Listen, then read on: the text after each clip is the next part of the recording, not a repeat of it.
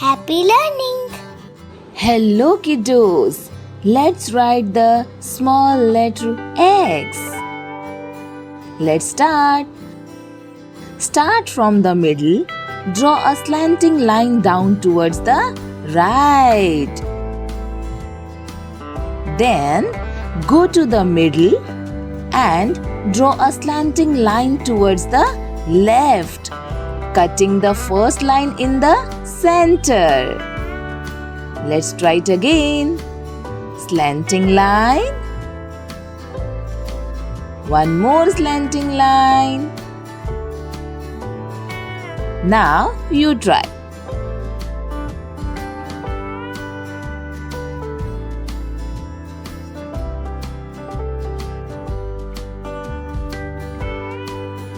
Now check if you did it right.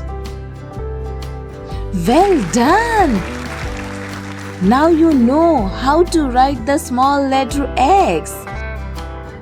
Next time we will write the small letter Y. See you on our next video. Bye-bye. Thank you for watching. Like and share. Don't forget to subscribe our channel. Click the bell icon.